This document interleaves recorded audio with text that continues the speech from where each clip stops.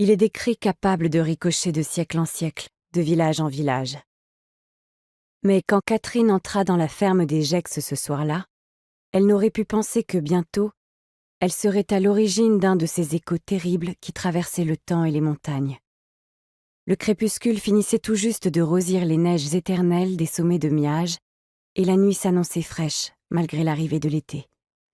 Les vachers avaient reconduit leurs bêtes à l'étable, les bergers s'accordaient un peu de repos après avoir veillé sur leurs troupeaux toute la journée dans les alpages. Partout dans les hameaux, des feux terminaient de crépiter dans les cheminées, sous les marmites suspendues qui contenaient encore les restes de potage lestés de pain dur. Chez les Gex, Catherine remarqua que le feu flambait un peu plus fort.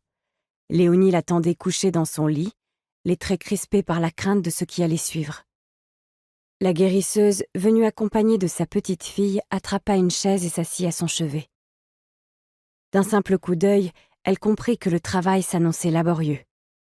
Le ventre prenait la forme d'une miche de pain mal levée, et les souffrances ne faisaient que débuter.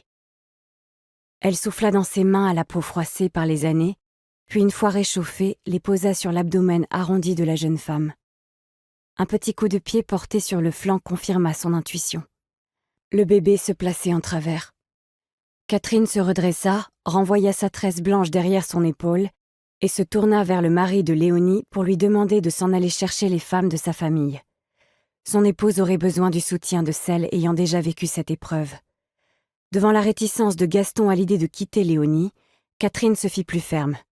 « Te ronge pas les sangs, va, je te dis. T'en fais pas qu'elle sera pas sortie avant que tu sois de retour. C'est un bébé, pas un renard qu'on enfume dans un terrier. On s'occupe de tout avec ma Jeanne. » Elle adressa un signe à la fillette aux cheveux noirs, et celle-ci s'approcha en la regardant de ses yeux verts dont les coins s'étiraient vers le ciel.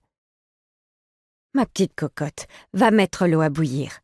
Tu me porteras ensuite des compresses bien chaudes et tu m'aideras à préparer une infusion de feuilles de framboisier. » Jeanne fila à la vitesse d'un bouquetin et laissa Catherine discuter avec Léonie, tout en examinant son intimité.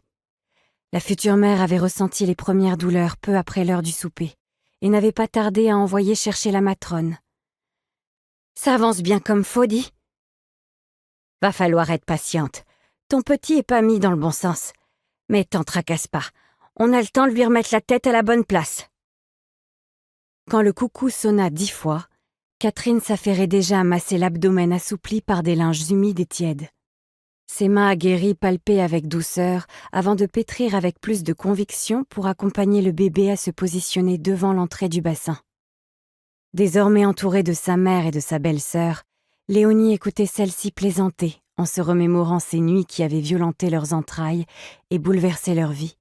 « Panique pas, ma fille, c'est Catherine qui t'a délivrée, aussi vrai que je te vois.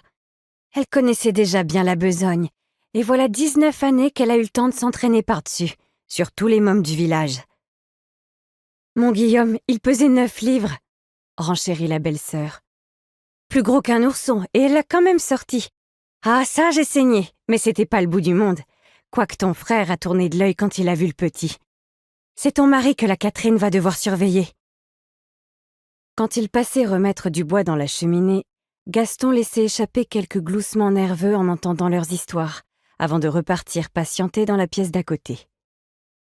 Près de 24 heures s'écoulèrent ainsi, partagées entre gémissements et somnolence, rire et appréhension. Une fois la nuit suivante tombée, Catherine proposa à Léonie de boire une légère infusion d'ergot de seigle, pour accélérer le travail et lui éviter l'épuisement. Les douleurs s'intensifièrent.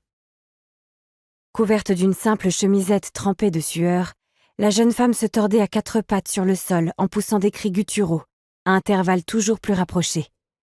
Catherine se retroussa les manches et appela sa petite fille. « Ma petite cocotte, apporte-moi !»« La racine de guimauve ?» Jeanne lui tendait déjà un onguent beige, un large sourire aux lèvres. « Bravo, ma petite cocotte, je sais pas ce que c'est que je ferais sans toi. » Catherine appliqua une généreuse couche de baume sur le sexe béant de Léonie pour en assouplir les chairs et faciliter le passage du bébé. Les contractions ne laissaient désormais plus que quelques rares secondes de répit à la jeune femme. L'heure était venue de pousser.